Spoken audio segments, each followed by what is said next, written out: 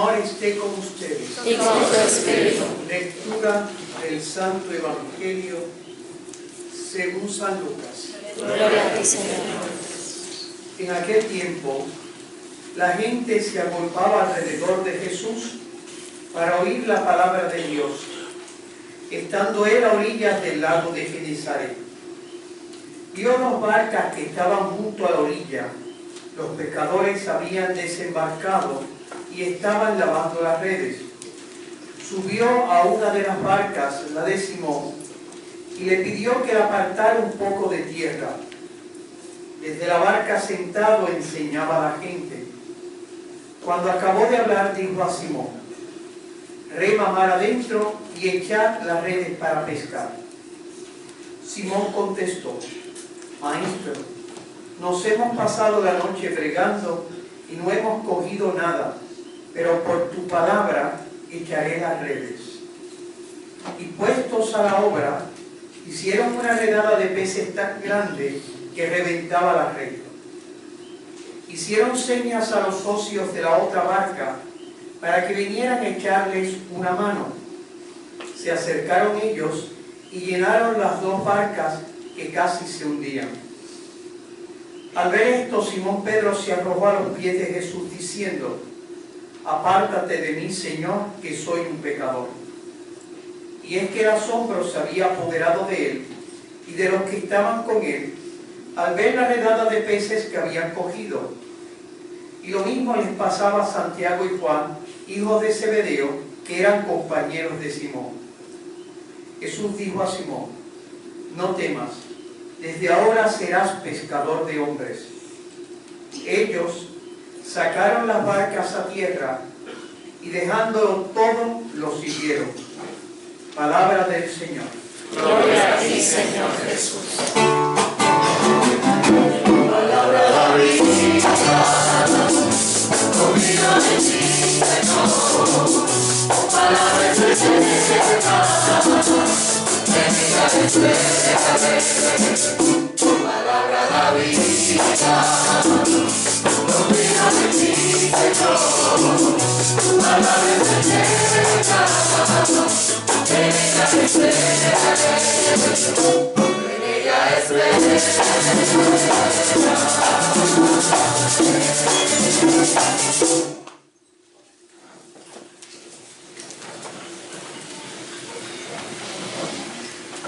El Evangelio nos habla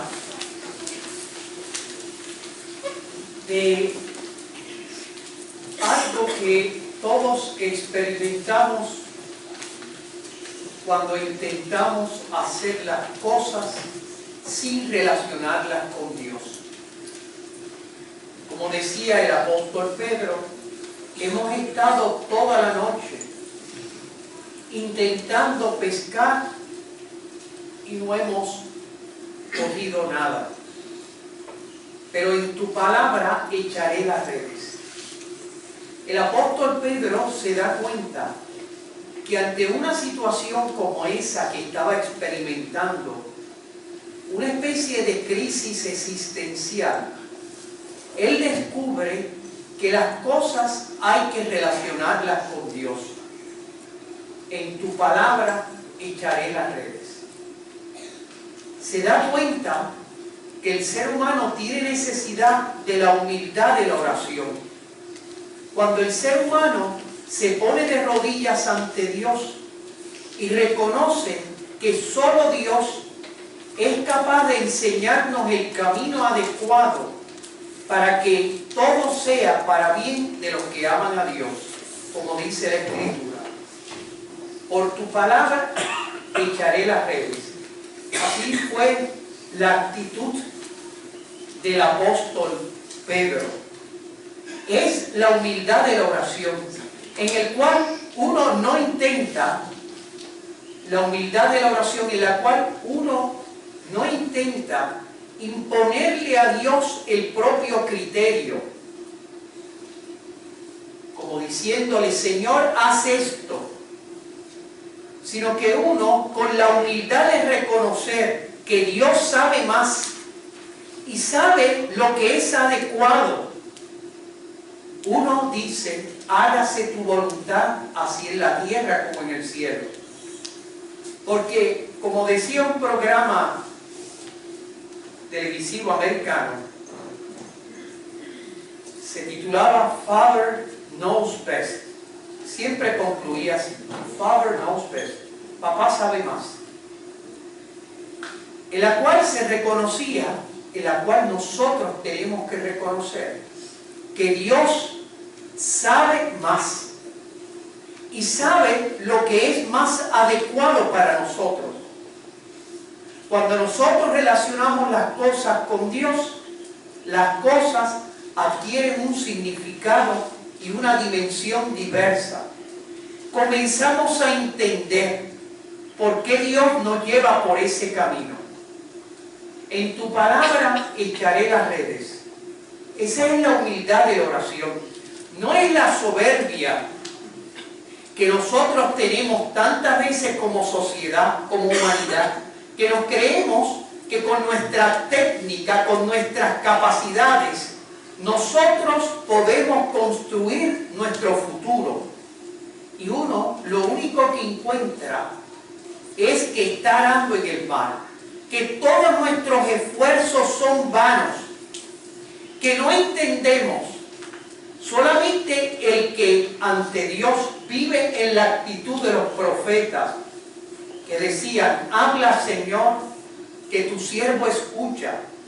Dejar que Dios, que el Dios de la Biblia, que el Dios de los sacramentos, que el Dios de Santa Rosa de Lima, dejar que sea Dios el que tenga la última palabra, que nos diga cuál es el verdadero significado de todas las cosas.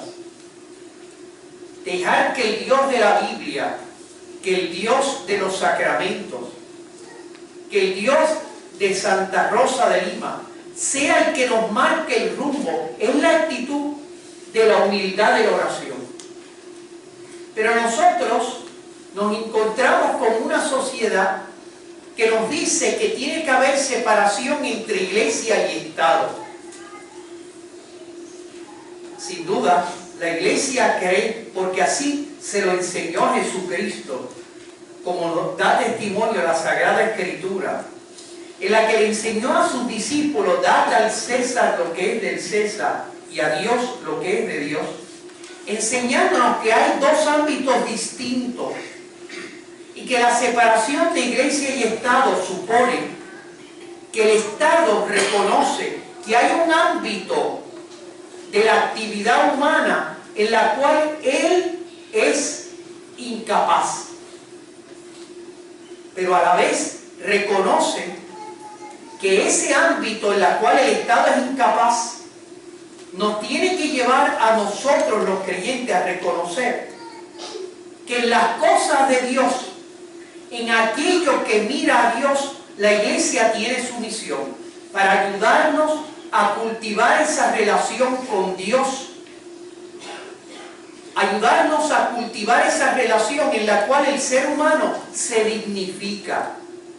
Son dos ámbitos. El Estado reconoce, ahí yo no tengo nada que hacer. Y la iglesia reconoce, mi ámbito es aquello que mira a Dios. Ese es, por decirlo así, el ámbito propio de esta separación de iglesia y Estado, que es una separación institucional. No es, ni puede ser entendida como una separación en el corazón de los creyentes, donde tiene que haber una unidad de valores y de criterios, donde nosotros tenemos que llevar a Dios a todos nuestros ámbitos humanos para que sea Él el que tenga la última palabra. En tu palabra echaré las redes, para que sea Él el que marque el rumbo de nuestros caminos, el que nos indique el sentido y la plenitud de las cosas. En tu palabra echaré las redes. Así fue con que el apóstol Pedro vivió esa humildad de la oración, de reconocer, Señor, tú sabes más. Tú sabes lo que es adecuado. De experimentar que cuando nosotros no relacionamos las cosas con Dios, estamos arando en el mar. Yo no tengo nada que decirles a ustedes en el ámbito de la política, en el ámbito de las cosas del mundo, porque mi misión es ayudarles a ustedes a cultivar aquello que se relaciona con Dios. Porque eso es un sacerdote, dice la carta a los Hebreos. Es un hombre sacado de entre los hombres, puesto al servicio de los hombres en aquello que mira a Dios. Pero si bien esa separación me exige a mí, a los sacerdotes, que no podemos intervenir en asuntos políticos o sindicales, porque por su propia naturaleza son opciones de partido que dividen a la gente, y por lo tanto el sacerdote y la iglesia tienen que crear esa unidad de valores que se realiza precisamente cultivando nuestra relación con Dios. Pero el Estado tiene que reconocer: hasta ahí llego yo, ese ámbito no me toca, y no puede negarnos a nosotros los creyentes la posibilidad de que el Dios de la Biblia, el Dios de los sacramentos, el Dios de Santa Rosa de Lima, tenga algo que decirnos en los asuntos del mundo, en lo que significa la institución del matrimonio, en lo que significa la familia, las relaciones humanas, la vida política, el trabajo. Dios tiene algo que decirnos y tenemos que estar en la actitud, en esa actitud con que estuvo el apóstol Pedro. En tu palabra echaré las redes. Y las cosas cambian. Y lo que parecía obstáculo se convierte en reto. Y lo que parecía muerte se transforma en vida. Y lo que era lágrima se transforma en bienaventuranza. Porque uno deja que Dios sea el que determine el significado último de las cosas. Eso no nos destruye como personas. Eso nos realiza, nos dignifica. Cuando Dios está ausente del corazón del hombre, nosotros vemos que estas tormentas de crisis que estamos experimentando como sociedad vienen de aquellos vientos que hemos ido sembrando cuando hemos querido acallar la voz de Dios, del Dios de la Biblia, del Dios de los sacramentos, del Dios de Santa Rosa de Lima. Cuando nosotros hemos acallado esa voz, nosotros estamos sembrando aquello que hemos cosechado. Es necesario rescatar esa humildad de la oración, ese intentar relacionar las cosas a Dios para que éstas adquieran el sentido y la plenitud querida por Dios. Por eso nosotros vemos en María esa creyente que ha sabido relacionar las cosas con Dios. En un momento de su vida se encontró con una situación imposible, cuando uno lo mira con criterios humanos. Pero ella se puso de rodillas. He aquí la esclava del Señor, hágase en mí según tu palabra. Relacionó su vida con Dios. Y una virgen concibió, y lo que parecía imposible, para Dios nada es imposible, porque lo relacionó con Dios. Ojalá que ella nos ayude con su oración desde el cielo a relacionar todas las cosas con Dios. Así sea. Amén.